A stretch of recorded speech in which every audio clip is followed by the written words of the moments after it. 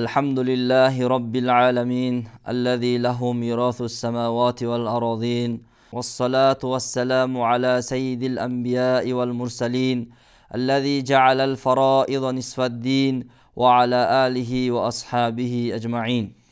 Өткөнкү сабакта маркумдун мурасын алгач аны жууп кепиндеп жана көмгөнгө канча сарпталгандыгы тууралуу айтылган эле. Ал эми бүгүнкү сабакта анын карзы кандай төлөнөт ошол тууралуу. Карздын эки түрү бар. Адам баласы Аллахтан карз болот же пендеден карз болот. Аллахтан карз болгондугу зекет милдет болуп же фидия милдет болуп аны аткарбастан дүйнөдөн кайтыш болуусу.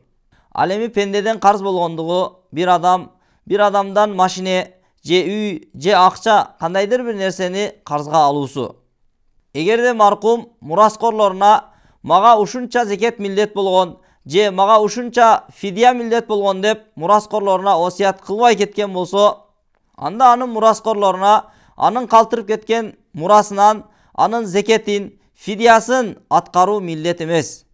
Бирок берип коюусу жакшы болот. Эгерде маркум пендеден карз болгондугун мураскорлоруна осият кылбай кеткен болсо, анда анын мураскорлоруна анын калтырган мурасынан анын карзын аткаруу милдет болот. Демек, карздын эки түрү бар. Алардын кайсы бири биринчи төлөнөт. Алгач пенденин карзы төлөнүп, андан соң Аллахтын карзы төлөнөт. Албетте маркумдун алган карзы кайсыл учурда алгандыгы эске алынат. Эгерде маркум ден соолугу бар кезде карз алып, же өлүм төшөгүндө жаткан кезде карз алгандыгын моюндап жана күбөлөрү дагы бар болсо, анда ушул түрдөгү карз алгач төлөнөт. Ал эми маркум өлүм төшөгүндө жатып карз алгандыгын моюндап, бирок ага күбөсү жок болгон болсо, анда ал экинчи деңгээлде аткарыла турган карз. Албетте адам баласы кээде карз алганга туура келет. Бирок карз алуучу адам ошол алган карзын төлөй ала турган болуусу керек. Жана муктаж болгон кезде карз алыш керек. Мисалы, жегенге тамагы калбай калды, кийгенге кийими калбай калды. Мына ушундай учурда карз алуу дурус болот. Ал эми шариатта жок нерселерге сарптоо үчүн карз алуу бул дурус эмес. Ачыктап айтканда, тойго шариат белгилеп берген деңгээлден ашыкча өткөрүш үчүн же өлгөн адамга аш берүү үчүн карз алуу дурус эмес. Албетте пайгамбарыбыз саллаллаху алейхи ва саллям жана сахабалар карз алышкан. Качан алар өтө муктаж болгондо ошол кезде карз алышат эле. Жана алар мураскорлору төлөй ала турган деңгээлде карз алышкан. Алар кайтыш болгондон соң алардын мураскорлору алардын карзын төлөгөн.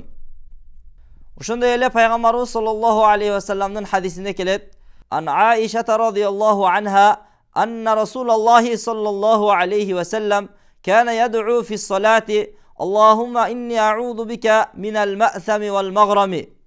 Ayşe radhiyallahu anha aytat, Peygamberimiz sallallahu aleyhi ve sellem namazda surayt ele: Ey Allah, күнөөдөн жана карздан сактооңду сурайм дейт эле.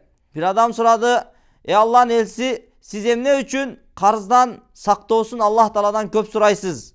Peygamberimiz sallallahu aleyhi ve sellem айтты: Адам баласы качан карз болгондо ал сүйлөсө жалган сүйлөйт, жана убада берсе убадасына каршы кылат.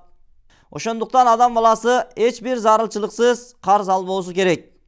Аллах Таала баарыбызга Аллахтын акысын жана пенделердин акысын өз ээлерине кайтарып берүүчүлөрдөн кылсын.